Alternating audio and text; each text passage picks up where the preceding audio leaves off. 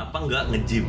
Itu sih, itu pertanyaan gue. Oke, Maksud gue lu nggak ngaca, bisa kayak Ini gue pengen lempar statement yang bakal kontroversial nih apa? tentang ini. Oke? Oke? Menurut gue, orang yang suka nge-gym yang sampai jadi banget badannya, itu nggak mungkin sepinter itu. Karena itu aktivitas paling goblok yang pernah gue Paling goblok. Paling goblok. Nge-gym paling goblok. Paling goblok. Kenapa? Bukan secara kesehatan ya, tapi Iya. secara mental. Orang pintar tuh nggak suka pasti. Oke. Lu kayak ngebetot doang kan, lu cuma maksa kan. Maksa iya. Itu tuh otaknya kosong. Lari itu masih ada Otak faedahnya. Kosong otak lu.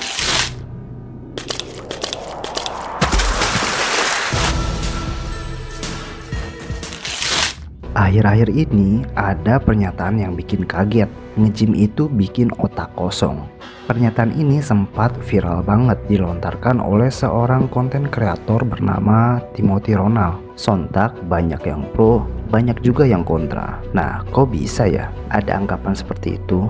Dan apa sih sebenarnya yang terjadi di balik viralnya pernyataan ini? Di video kali ini kita akan bongkar tuntas kontroversi nge-gym bikin otak kosong. Ini dari sudut pandang sains dan yang lebih menarik lagi dari kacamata psikologi komunikasi. Setelah ini, kamu mungkin akan melihat gym dan cara orang berkomunikasi dengan cara yang berbeda.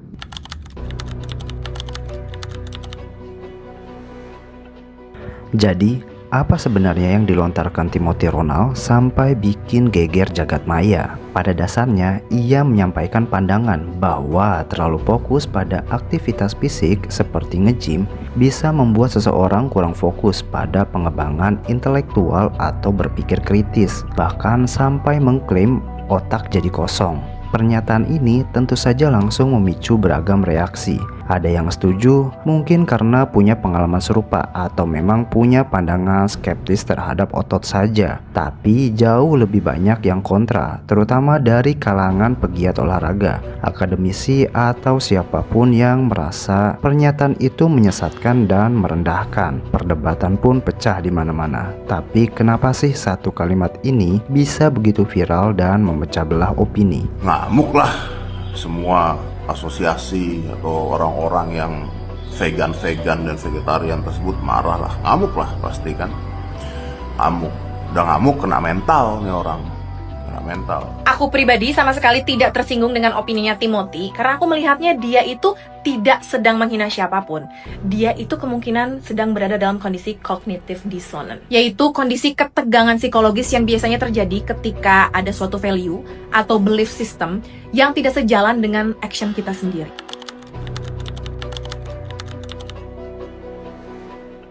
Sebelum kita masuk ke psikologi di baliknya, mari kita luruskan dulu. Apa kata sains tentang hubungan antara otak dan otot? Apakah benar nge-gym itu bikin otak kosong?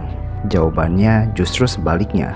Banyak penelitian menunjukkan bahwa aktivitas fisik termasuk nge-gym punya manfaat luar biasa bagi otak kita. Olahraga teratur bisa meningkatkan fungsi kognitif, mempertajam memori, bahkan memperbaiki mood. Kok bisa ya? Secara ilmiah, olahraga memicu pelepasan protein seperti BDNF atau Brain Derived Neurotrophic Factor yang esensial untuk pertumbuhan dan kelangsungan hidup neuron. Selain itu, aliran darah ke otak juga meningkat, membawa lebih banyak oksigen dan nutrisi. Ini semua mendukung proses yang disebut neurogenesis, yaitu pembentukan sel-sel otak baru. Jadi alih-alih otak kosong, nge-gym justru bikin otak kita makin penuh dan berfungsi lebih optimal. Jelas, klaim otak kosong itu tidak sejalan dengan bukti ilmiah.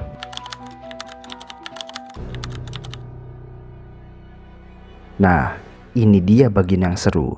Bagaimana psikologi komunikasi bekerja di balik viralnya pernyataan ini? Pertama, perhatikan framingnya. Pernyataan nge-gym bikin otak kosong itu sangat absolut dan provokatif. Ini langsung menarik perhatian karena menantang pandangan umum. Kedua, ada resonansi audiens.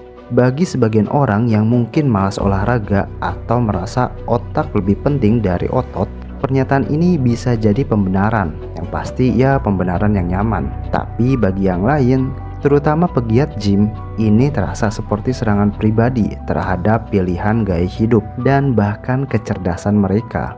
Disinilah bias kognitif berperan. Orang yang cenderung mengalami confirmation bias, yaitu mencari dan menerima informasi yang mendukung keyakinan mereka. Jadi, kalau kamu sudah punya pandangan negatif tentang gym, pernyataan itu akan nyangkut dan terasa benar. Lalu ada cognitive dissonance. Jika kamu rajin nge-gym dan merasa itu baik untukmu, tapi ada yang bilang itu bikin otak kosong, kamu akan merasakan ketidaknyamanan psikologis. Terakhir, kredibilitas sumber. Timothy Ronald adalah seorang influencer dengan audiens yang besar. Apapun yang ia katakan, apalagi yang kontroversial, punya potensi viral. Niatnya mungkin hanya untuk memprovokasi diskusi atau engagement, tapi dampaknya bisa jadi penyebaran misinformasi dan polarisasi opini. Ini menunjukkan betapa kuatnya kata-kata, terutama di era media sosial.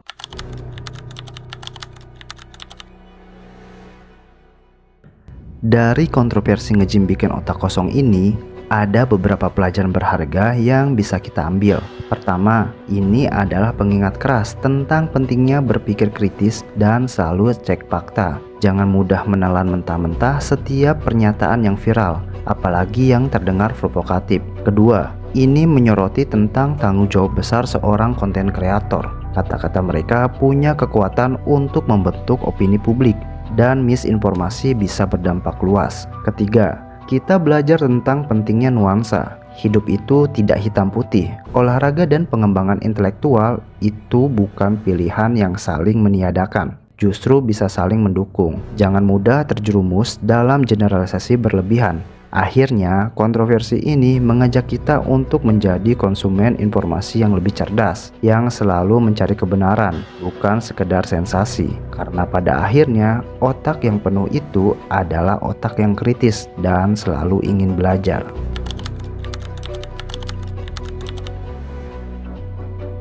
Jadi kesimpulannya, klaim nge-gym bikin otak kosong itu tidak didukung oleh sains. Justru olahraga adalah salah satu investasi terbaik untuk kesehatan otak kita. Kontroversi ini lebih banyak mengajarkan kita tentang bagaimana informasi disebarkan, bagaimana kita merespons, dan pentingnya menjadi individu yang cerdas dalam mengkonsumsi konten. Otak dan otot itu bukan musuh, tapi sinergi untuk hidup yang lebih optimal. Bagaimana pendapatmu tentang kontroversi ini? Pernahkah kamu merasa terjebak dalam bias kognitif saat menerima informasi viral? Bagikan pengalaman dan pemikiranmu di kolom komentar.